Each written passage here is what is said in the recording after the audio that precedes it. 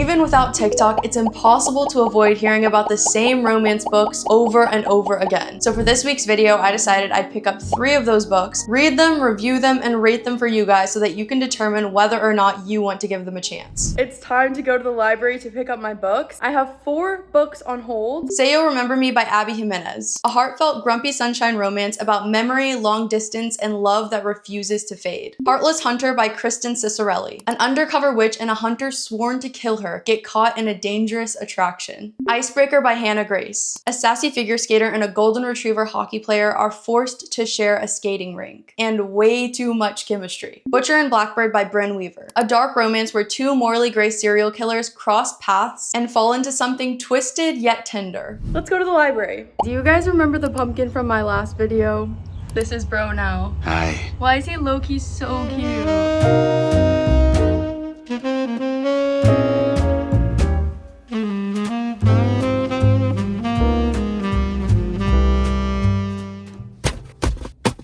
If you guys have been paying close attention, you would know by now that I've only gotten 3 books. And at first I was thinking, oh my gosh, like this is meant to be, like I'm only meant to read these 3 books this week, right? Tell me why. Tell me why. That looks like the thickest book I've ever seen in my entire life. But then I realized it's large print, but still, that seems like a really thick book. So is Icebreaker just so freaking long? Because if it is, I don't know if I'm gonna read that one. But obviously, we got Say You'll Remember Me, so I'm gonna be starting this. And I'm super excited to read Heartless Hunter. Purely because of the cover.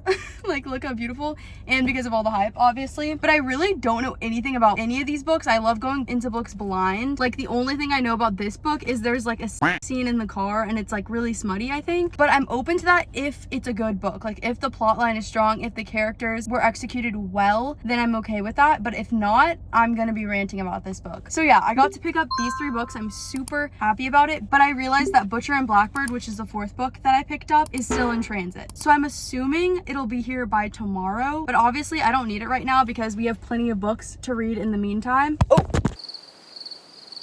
This is such an awkward angle to be filming at, so I'm literally on my knees right now. Pause. But anyways, I'm gonna start Say You'll Remember Me by Abby Jimenez, and I'm so excited. I love, holy crap, that hurt. You guys know I love Abby Jimenez so much. I wish I would have finished the Part of Your World series. I've only not read the 1st book. I've read all the other ones, but all her books are standalone, I think. So I'm pretty sure I'll be fine. And obviously this is the 1st in the series, so I'm totally good. But yeah, I'm super excited. I'm so happy it's on Spotify because I cannot wait to start this book while I put clothes on this mannequin. As you can see, the first item is on. There's so much cute stuff in here that I honestly want for myself, but we'll see what I post because I know a lot of you guys would like this stuff. Also, leave a comment letting me know which item of clothing you would want if you were gonna buy it, because I'd love to know kind of what genre of clothes you guys like, so then I can find more of that stuff and post it for you guys. And my leg is literally cramping because I'm squatting right now, trying to hold myself up, and I guess I'm super out of shape because it hurts really bad. Okay, bye. If you're interested in any of the items that you see in this video, make sure you click the link in my bio and you can shop if you want. Okay, that's all. Guys, what? I literally have to update you already because there was like a trigger warning section, and low key, this is gonna be traumatizing, I think. Because literally listen to the note from the author. If you don't want spoilers, do not listen to this section, but this is like the trigger warning section. But oh my God, my jaw actually dropped because why are there so many? This audiobook contains detailed descriptions of someone with advanced dementia. Okay. There's mention of a cheating spouse of a side character. Okay. Mention of past child abuse, both physical and emotional. Damn. Mention of animal abuse, cruelty, neglect, and death. Damn. There's a scene where a dog is in peril. Damn. Sudden off-screen death of a side character with a heart condition. Damn. So safe to say I'm definitely gonna be crying. I was not expecting that much trauma from a rom-com, but Abby Jimenez just does it so good. I have faith that she will be able to still somehow make this cute and romantic despite all of those triggers. I don't know. This book is about a man named Xavier Rush, who is apparently a super hot veterinarian. Allegedly, he looks like Rhysand, but we'll get to that. So this hot veterinarian meets our female main character named Samantha, and she's all sunshine while he's grumpy, grumpy, grim gremlin, storm cloud type shit. But he is low-key wholesome and he just needs his layers peeled back like an onion. And this boy will get you crying. I don't know why I'm being so cringy in this voiceover. But anyways, these two lovebirds spend a date night together and it lasts hours. You know, it's one of those good dates that you don't want to end. You just want to keep hanging out with the person. And that absolutely blows because Samantha is about to leave cross country to take care of some family matters that I'm not going to spoil. But good thing Xavier is a lover boy to his core, because otherwise I can't imagine this relationship would work. So let's see what I thought about the book. So I'm crying. I'm 45% through right now and I'm crying. I feel so many things right now because at the beginning, when I first started this book, I wasn't loving it, if I'm gonna be so real with you guys, and I'll explain that later, of course. But right now we're in the depths of a very emotional moment with the main character's mother, and it's really getting to me. So I have so many things to update you guys about, honestly, like so many thoughts. I actually took super messy notes as I was taking pictures of all of the clothes, and I finished that, by the way. I was just working on this Zentangle that I started last night. I just did the blue line today, but anyway, I just ran out of audiobook hours as I finished this. I really like it. I'm just so pissed that I didn't leave a gap here to do blue because it would have like balanced it more. So I might... See? Like this feels way more even as a composition now, and then I can use this in like a junk journal or something. This might become like bookmarks or something. Look at the texture of it. It's watercolor, so you can see like little ripples. You guys, it's time to talk about this book. Let's start with the positives because like I said, I have a few negative things to say about this book, and we all know I love Abby Jimenez, but we also know I'm an honest girl, and I'm gonna tell it to you how it is. So to start off, Abby Jimenez is able to create characters that feel real.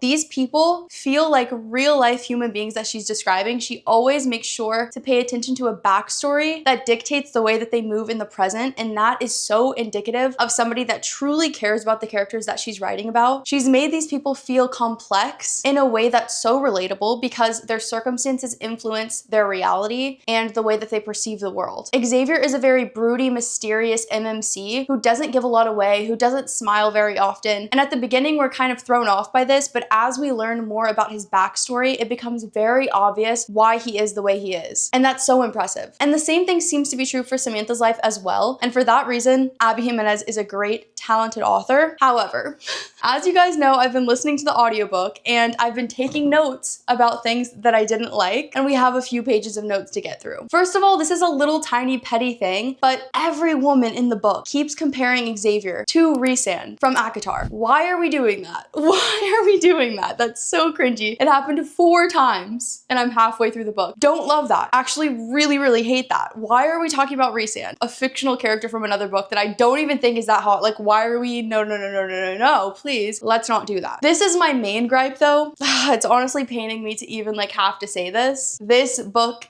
is insta love. Why? Like, I'm so upset. And the craziest thing is this type of character isn't even my type. So in a certain sense, if it was someone that I would be like, oh my God, I would fall for him instantly too, then I would get it. But because this character isn't necessarily my type, I'm like, girl, for real? Like, for real? He's a cute guy. He's lovely, whatever. They're good for each other. But I'm like, girl, stand up. Like, stand up, girl. This is absolutely personal preference, but I like a bubbly, confident, flirty man, like a golden retriever type. And this man is like a broody, kind of shy, more reserved, flirty type of man. And they described him as an alpha male. Like, what? That's another thing I have to say. Abby Jimenez, I love you, please, girl. But this book is leaning really millennial. I've even written down a few quotes. At one point, they described Xavier as, it's giving Greek god vibes. Like, okay. At one point, Samantha says, this song is going to be my villain origin story. Right.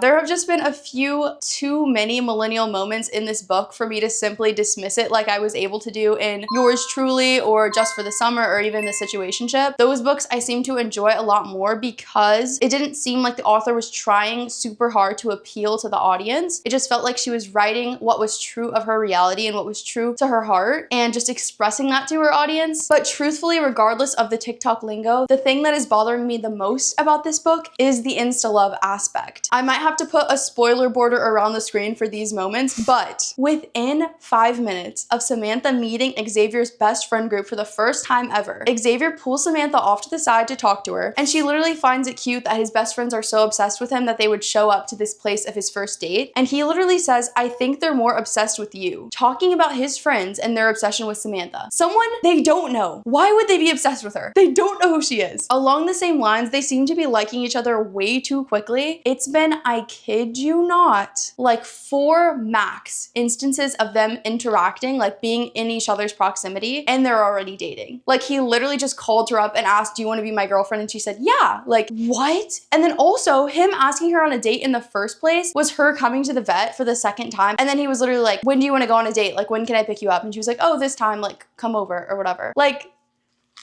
what? Also, chapter 22, when he's kissing her, he literally states that in that moment, he knew he was kissing his wife. Like, this is your 4th hangout, sir. Like, this is your 4th hangout. Okay, last point of the spoiler section is that I genuinely find it crazy how much he's having to sacrifice financially in order to see her. He's the only one that's making these trips, and they're like $500 minimum trips to fly across the country to see her, and she hasn't done that for him yet. So, not loving that. Back to the non-spoiler section, my favorite line of the book so far has been when Samantha says, don't call me. Don't text me. Because don't call me. Don't come by my house. We're done. So those are my thoughts, and it's honestly a bit upsetting because, as you can probably tell, my feelings are leaning a little bit more towards the negative side of the scale, and that deeply hurts me because I love Abby Jimenez so much. I genuinely think she is such a talented author. All of the parts about trauma, specifically the parts about dementia, are written so well, and I almost wish that this book wasn't a rom-com and it was just focusing on that aspect because it's just so well done, and it feels like the romance was kind of thrown into it. I don't know. I'm just really not liking how insta-love the romance has been, but no one can ever make me hate her. So I'm going to continue reading this book. I'm going to finish it, and I bet I'm going to like it still, but I already know that it's not a 5-star. So right now I'm feeling like this book is around a 3.5, 3-star. And that's so low for Abby Jimenez, but pretty high for authors in general on my rating scale. So those are my thoughts thus far. I'm going to read the paper copy tonight and hopefully finish it so that I can start a new book tomorrow because I'm really excited to get into those other romances.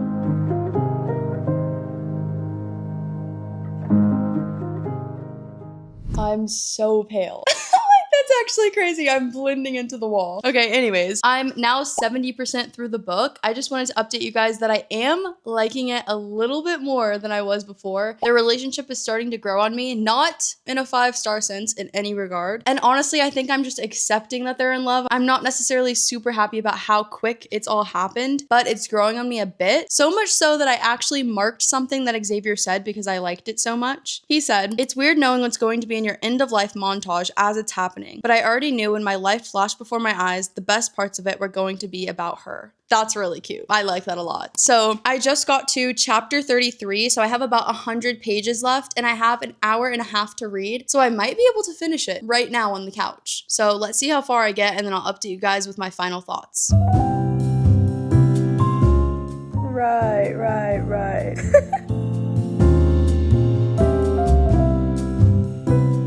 Guys, chapter 34 got me bad. I was actually sobbing in the time lapse. I don't know if you're gonna be able to tell, but just know that was intense.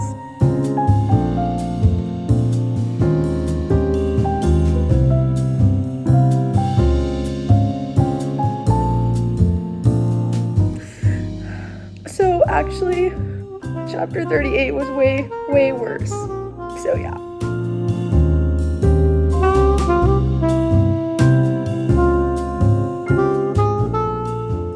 You guys, I have officially finished Say You'll Remember Me by Abby Jimenez, and oh my God, did I cry? Like, did I cry? I feel like my eyes are still swollen because I was crying so hard. And like I've said before, it wasn't regarding the romance, but instead the dementia plotline, and I guess how personal that ended up being to me, or like me putting myself into the FMC's shoes. I don't really know how Abby Jimenez was able to make me cry like that, but she did, and I give her props for that. But still, I was not completely obsessed with the FMC and the MMC's relationship. Really, everything about it is screaming insta-love. And primarily the fact that, spoiler alert, Xavier was willing to go hundreds of $1,000s in debt just to be in the same state as Samantha. Like, that's crazy to me. But we live in a capitalist society and that shouldn't even be possible, but it is. And like, I guess if you truly love someone, you would be willing to do something like that. But that just sounds so crazy to me, to go into debt for somebody that you barely know. Because keep in mind, by the point of their engagement, like when he asked her to marry him, they had been in person with each other less than 20 times. Like, she had just estimated that they'd probably spent 20 moments together within that year. And then he's asking her to be his wife. So like, maybe when you know, you know. I haven't met the one, so maybe when I do, I'll be like, oh my God, this makes perfect sense. But in my current situation, I cannot fathom devoting so much of your sanity towards being in the same room as someone. Like, I cannot imagine risking your livelihood and getting so deathly ill just to be able to fly to somebody. Like, I really can't even picture it. But honestly, that sounds like a me problem. Like, if I had somebody that was that dedicated to see me, and if I was that person for someone else that was so willing to like die on the hill of, oh my God, I love this person so much, I'm willing to risk my life for them, that's some crazy love. And these people definitely have it. Like, these people have it. And especially Xavier for Samantha, I don't know if I feel the exact same vice versa. I feel like she's a little bit more balanced in the way that she lives her life. And he seems to be someone that really values serving others over himself, to his detriment, might I add. And I definitely think that's due to childhood trauma and him not fully understanding how important it is to be there for yourself primarily before you're there for somebody else. But that's a whole nother story. It just became so very obvious to me that his love language is absolutely acts of service. And like I said, it's to his detriment. So some people are going to be super for that. I personally don't think I could ever be with somebody that is able to so blatantly like disregard his own needs for me. Like, I would feel guilty being with somebody like that. But I know a lot of girls love an acts of service, princess treatment, I will die for you man. And if you love that type of person, please read this book. You will absolutely love it. But as somebody that gets a little bit icked out when a guy likes me way too hard, I wasn't super for it. But like I've said, I like them for each other. And as always, I love a developed character. And both of these people are incredibly developed. And I loved learning about their life and their trauma and the way that it impacted them in their past that influenced the way that they move in their future. If I could ask Abby Jimenez one question about this book, I would wonder why she didn't choose to make Xavier and Samantha childhood friends, because I think if we had an established connection in the past, their insta-love and connection in the future would be a little bit more believable, because then we would have that underlying notion that, okay, yes, these people are falling in love quickly, but it makes sense because they used to know each other so well. But because they didn't, it's just so odd to me that they were able to be so resilient in their pursuit of each other, because there's a lot going on in this story. Like, basically everything that could keep these people separate is happening, but they are so determined to be together that they are willing to risk their lives to do that. And obviously that's admirable. That sounds like true love to me, and they obviously have that. But why? Like, why? I didn't truly ever understand why they were so willing to sacrifice so much for somebody that they spent less than 20 days together out of the year. Like, that to me is insane. So I would just ask her, why didn't we just make them childhood friends? Or like, why didn't we just make them have a little bit more time together? Maybe it's to show that you don't need to spend a lot of time with someone when you know you know. And maybe I just have to experience that in order to completely understand. So that could totally be a me problem. If you guys have read this book, please let me know what you thought, because if I sound like I'm talking crazy right now, I would love to know, because I'm super young and I have yet to experience true love like this, obviously. So if you guys have, please tell me whether or not you think Xavier and Samantha are a little crazy, or if we all need a little bit of crazy in our life. Let me know. Because we've talked about it before, there were plenty of cringy moments. I wrote down a few quotes because I genuinely couldn't look past them. Again, I don't know why this book specifically, I couldn't look past the cringy millennial moments. In her other one, she's had a few, but this one, it was just never ending. And like I told you guys in a past review, it feels a little bit performative in a way, maybe like trying to appease your audience when I don't think she needs to. I think her writing is strong enough on its own that she doesn't need to include these things to make the book relatable. So a few quotes that I wrote down were as follows. His jawline is like a paid actor.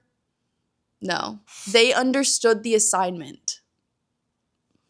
And hearing my grandma read thirst comments about my boyfriend was not on my bingo card today. So yeah, don't like that. I don't like super current lingo because as we know, with social media, things come and go so quickly. So I feel like adding quotes like that almost makes your book outdated before it's even released. But that's not a huge deal, and she is such a talented author, so I really want to let it slide, but it's definitely going to dock some points. With all that being said, I do think I need a little bit more time to think about my rating. But for right now, I'm debating between a 3.5 and a 4 stars, maybe even a 4.5, because she was just able to pull so many emotions out of me. And I definitely think I'm going to be thinking about this book for a little bit longer than I usually do. So I'm going to need to sit on all these thoughts to better understand them. But I will, of course, update you guys when I figure out what my final rating is. For now, I think I'm going to start my next book. I don't know exactly which one I'm going to choose yet, but I am planning on doing that tonight. So you'll see which book I ended up picking in the next clip. So our options are Heartless Hunter, which is apparently about a witch and a witch hunter. It's an enemies to lovers fantasy. Or Icebreaker, which is a hockey romance, obviously. And it's so damn thick. That literally hurt my wrist picking it up. So honestly, let's go with Heartless Hunter. Yippee!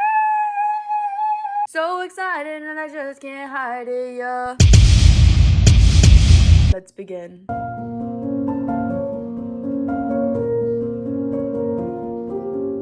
As you guys have seen, I started Heartless Hunter last night, and I was honestly a lot more excited before starting it than at the point that I'm at right now. Not that it's going bad by any means, I just wasn't expecting a young adult book, and this book is definitely young adult. Not that it reads super YA, but it's definitely not for grown-ups like me. I'm literally on my knees right now. Pause. So with that in mind, let me give you guys a summary. This book follows a young girl named Rune who lives as a secret witch because within the New Republic in which she lives, witches were once in powerful, high authority positions, but they are now hunted and cast aside from society. So obviously Rune has to keep her true identity under wraps in order to save herself from being pursued and killed by the Blood Guard, of which Gideon is the highest leading soldier. He's like the best at finding and killing witches. So obviously Gideon is like Rune's #1 op. She's trying to avoid him at all costs. But right now he has information about a witch that Rune needs. So she's going to start having to pursue him in order to get information from him. And little does she know, he also has the same kind of task. So they're both working to get into the same rooms as each other while also knowing that they should not be anywhere near each other. So it's kind of a perfect setup for an enemies to lovers romance. And I'm really excited to see where this is gonna go. So I'm 12% through the book right now. I'm not hating it by any means. I think it's a lot of fun. I just wasn't expecting it to have like a young adult vibe. I was expecting a more adult romance and maybe a little bit of a darker romance. And although that's not what this is, I do think that this has a lot of promising things about it already. Primarily that Rune actually has friends. That sounds so weird to say, but in fantasy novels where we're following a female lead that really takes charge and that controls her situation, she's often alone, and I don't always love that. But in this book, she has a best girlfriend and a best guy friend. So I really like that she's not forced to solitude and she can still be a strong leader despite having friends. I'm also a fan of the dual POV. Although we haven't gotten a lot of perspective from Gideon, I think it's always helpful to hear both sides of the coin, especially in romance novels. And I found it really interesting that within the witch's magic system, blood is involved. And I've never heard of this before, but it seems like blood is one of the most important aspects for spell casting in this society. So for instance, on chapter 1, we get a definition for what mirage means in this world. Mirage, the lowest and most basic category of spell. Mirage spells are simple illusions held for short periods that require little blood. The fresher the blood, the stronger the magic, and the easier casting will be. From Rules of Magic by Queen Calidora the Valiant. So I honestly like that we're kind of being introduced to a spell system that I've never heard of before, because within this world, one of the main giveaways for who's a witch and who isn't is something about how once a witch cuts themselves, they scar in a way that's very obvious. So Rune, the girl that we're following, makes sure that she never uses her own blood in rituals because she doesn't want to be marked up. So I'm pretty sure, I don't know if I misread, but I'm pretty sure she uses her period blood. No. Correct me if I'm wrong, but that was pretty interesting. So far, I'm not crazy in love with the male main character, but I don't hate Rune and I don't hate Gideon. So let's see if this book has the power to convince me that Gideon and Rune are actually meant to be together.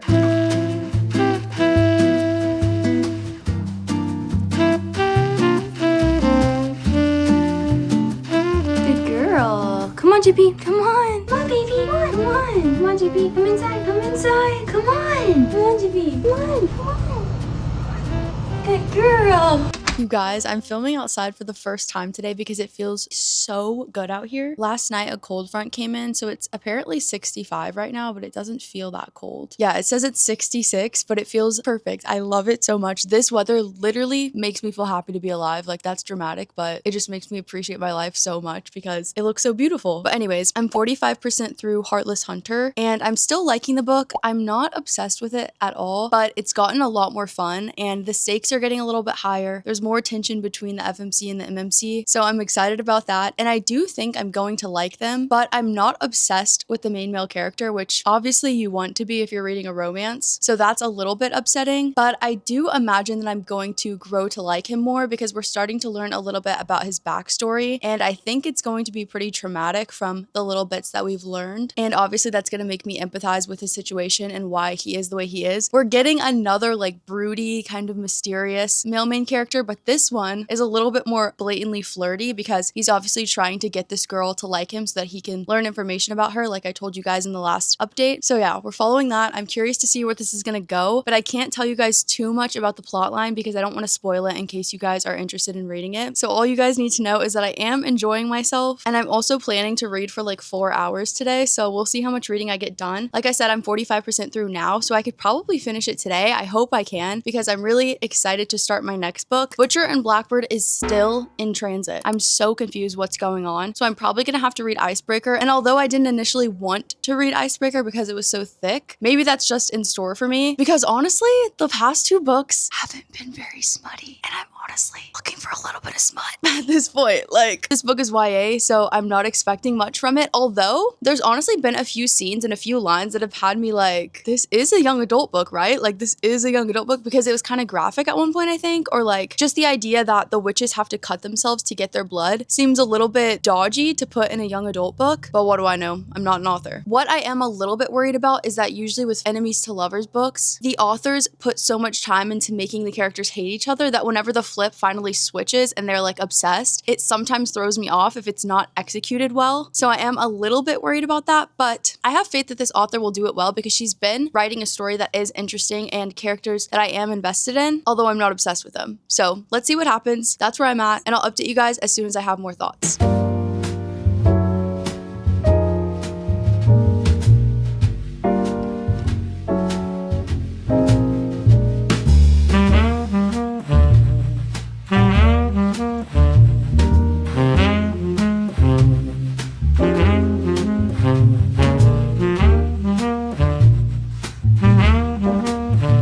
Bro, that was actually a fairy. She was a fairy.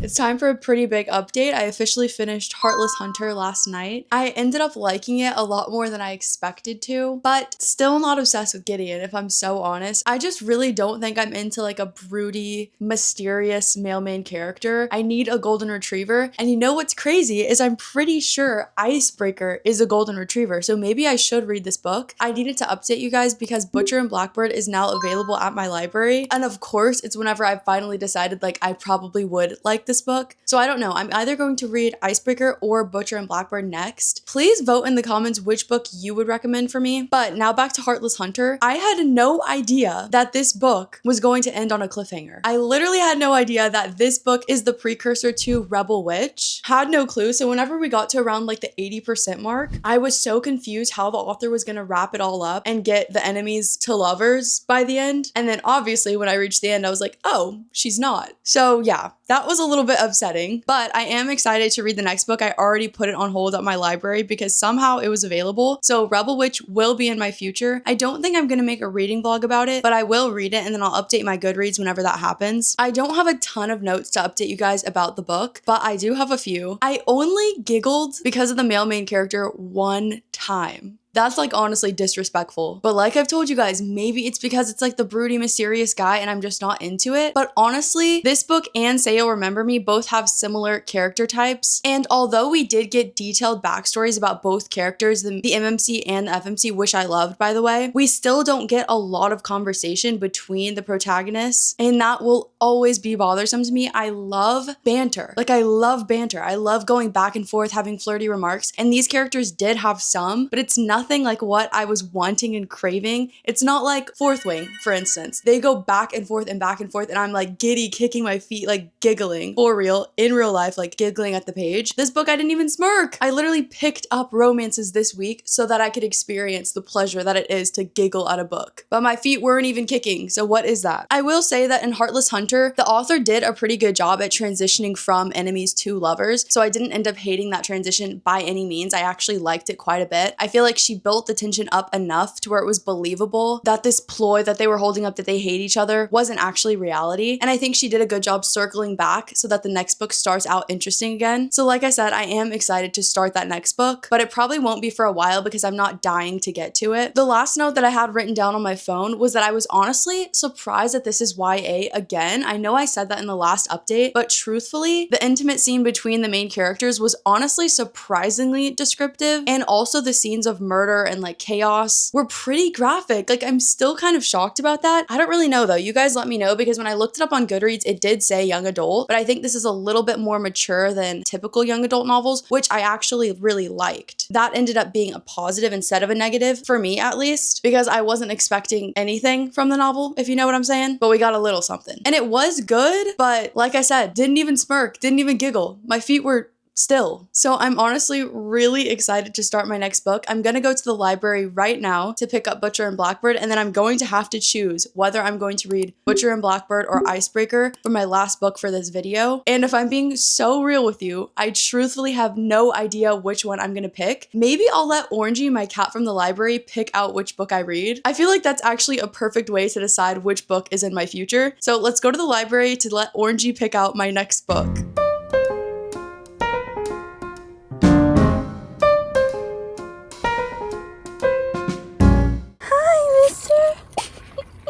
Are you following me? Hi.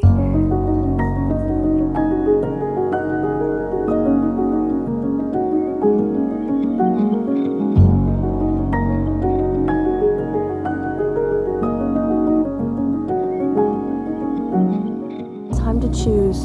We have Icebreaker and Butcher and Blackbird. Did he just choose? This is Icebreaker, this is Butcher and Blackbird. Icebreaker.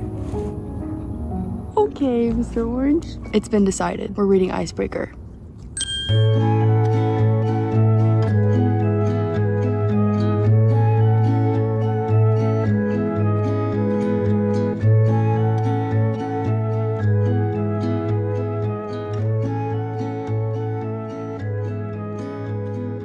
Guys, I cannot make this up.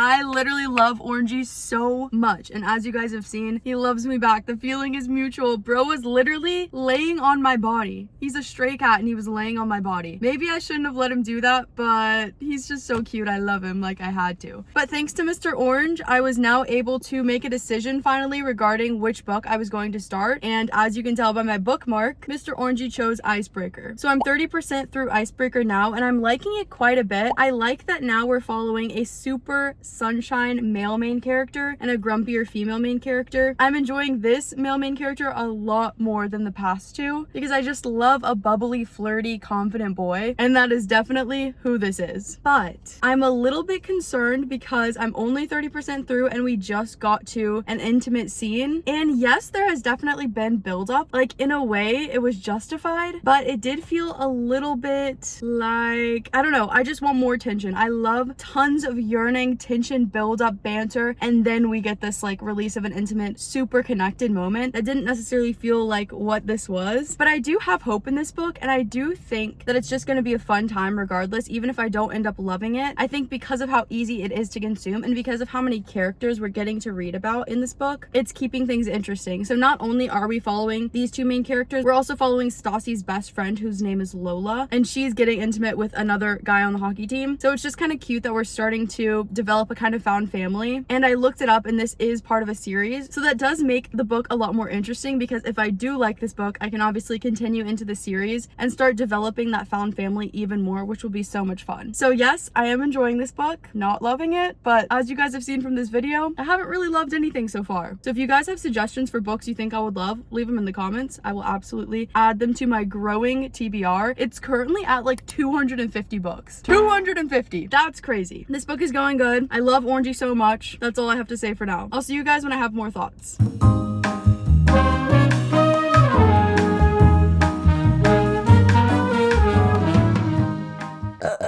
Okay, that's actually insane. Anyways, I wanted to let you guys know that the lighting in the next clip is so freaking annoying. And the craziest part, it's because I trusted in my DJI and I used auto settings for the lighting, and that screwed me over. So I'm never doing that again. Now I know. I just wanted to prep you guys because there's some banding on the screen and the light just keeps changing after each clip. So I'm so sorry, but I needed to give you guys my thoughts on Icebreaker, and I wanted them to be authentic, so I didn't want to have to re-record it. Bear with me. The clip's not that long, but there's lots of good information in there that I think you guys need to know about the book. So yeah, thanks for sticking with me.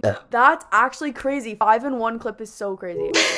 I'm like 60% through this book, and tell me why this is the cover that the author chose. Tell me why. Because these cutesy little cartoon people have the dirtiest mouths, and the fact that they're so cutesy on the cover is just not, it's not clocking to me. Like, it's not making sense. I'm so confused because whenever I look at these people, I cannot imagine them saying the things that they're saying in the book. Like, for real though, Stassi is always down. Nathan is a sweet guy, but his mouth is filthy. His mouth is actually filthy, that it's like almost too much. It's almost like, how is he such a sweet, cute, simple boy? And then you go to the bedroom and he becomes someone completely different. Like, I don't know. I do like them for each other, I think. I think Stassi came off a little bit abrasive at first because she's the grump, like I said, and I don't love a grumpy character, but I think he balances her energy really well, and she's definitely softening to him now, which I really like. And kind of like in the other book, she has a reason for being the way that she is, and it comes down to trauma. Of course, it always comes back to childhood trauma. One thing I'll say that I really do like are all the text message threads. So we get threads between Nathan and his hockey group, and then also Stassi and her friend Lola. And I feel like the conversations that they all have and the banter that they all share between each other is really natural sounding. And although everyone's constantly dogging on one another, I do actually like it, and I think it's creating a playful, like I said, found family vibe, which I'm pretty into. Out of the 3 books that I've read, I'm actually into Nate more than I was into Gideon or even Xavier. So I don't know what that says about me, but as we've established, I like a sunshine character rather than a grump.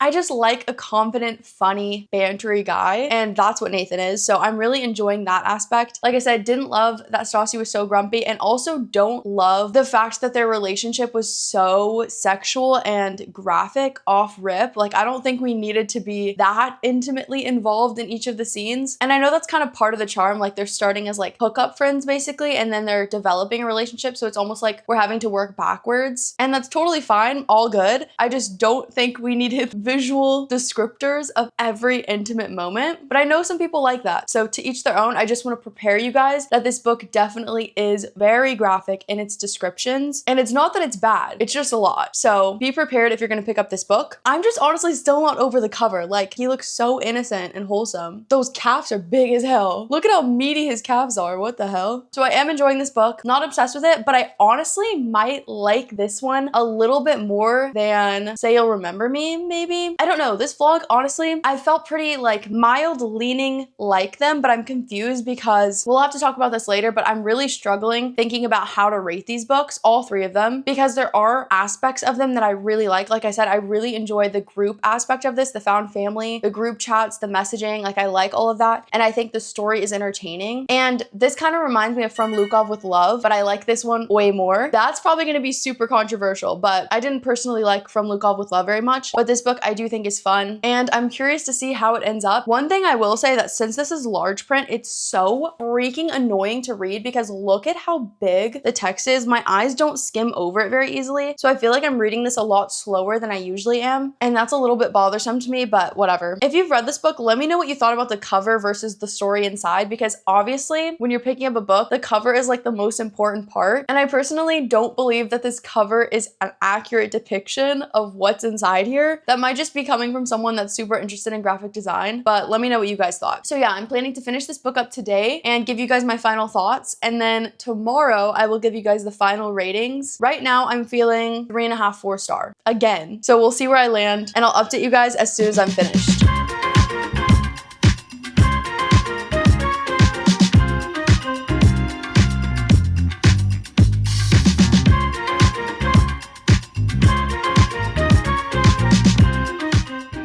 I finally finished Icebreaker, and it's time for my final thoughts. I don't have super strong feelings about any of the books that I read in this video, which is kind of disappointing. I was expecting to find a new favorite, but alas, we're here again, and of course I have some pros and cons. Let's go through the cons first just to get it out of the way. This book felt so long. Like, it just keeps going and going. You think you're getting to an ending point, and then there's another chapter and another chapter and another chapter, and plot points that I wasn't expecting, and a trope at the end that I didn't see coming until we got there. So just keep that in mind. This book looks long, and it is long. I thought it just looked long because it was large print, but I think it might just be a really long book because it absolutely felt that way. Not that I wasn't entertained, it just went on a couple hundred pages longer than I needed it to. And maybe if I was obsessed with the characters, that wouldn't have been a problem. But the sad thing is, I wasn't obsessed with the guy. Again, like, I don't really care about the male characters in these. Of the men that we've read about, I've liked Nate the most, but I don't really even like him that much. So the scale is kind of faulty, if you will. This book just feels very frat house. It feels very college, and I'm not really in that stage of my life anymore. So maybe at the peak of my like partying era, maybe I would have liked this book a little bit more, but it feels a little bit young. And I'm pretty sure I'm the same age or younger than Anastasia in this book, but just the atmosphere, how they act around each other, the things that they're talking about, they all have to do with the sports that they're playing at their college. And they have a lot of parties, and they're drinking all the time, and they're constantly surrounded by people. It just feels very frat. So if that's not something that you're into, I definitely would not recommend this book, because that is absolutely the vibe that you're in for if you pick this book up. But I was a little bit surprised to find out that the book went a lot deeper than that. All of the characters in the book that have issues or that are grumpy or mean all have a backstory for why they behave that way, and although it's not always justified, it is nice to get an explanation. And I really liked that the author encouraged therapy and how beneficial it was to our main character. And I also really liked how communicative the two main characters were to each other and to their friends and to their enemies. Just everybody was pretty straight up in this book, and I really appreciated that. Although at times there were some jealous tendencies, there was some toxicity creeping back in, and some playful withholding, but it wasn't ever extended to a point that made me feel uncomfortable or that I thought was unrealistic. It all felt really believable, but it was all handled with a level of communication that I really respect. So those are most of my thoughts regarding Icebreaker by Hannah Grace. I still need to think on my review, you guys. So I'll get back to you tomorrow when I have my final ratings situated, and we'll talk about the 3 books that I read in this week's video. I'll see you guys tomorrow. Bruh. It's time for the moment we've all been waiting for, the final ratings. And honestly, you guys, I've been thinking about it long and hard, and I still don't fully know. But I honestly need to stop overcomplicating it and just go with my gut. And my gut is telling me that Say You'll Remember Me by Abby Jimenez, Heartless Hunter by Kristen Cicerelli, and Icebreaker by Hannah Grace are all 3.5 stars. Every single one of these books are rated that way for a different reason, but ultimately I've decided that they all deserve a 3.5. This book was emotional and impactful, but I couldn't stand the instant attraction. This book was really fun, but not as fun as I expected it to be. I was never kicking my little feetsies. And finally, Icebreaker by Hannah Grace, a little bit above mid, but still not my favorite. That's all I have to say for now. I'll see you guys next week. Bye!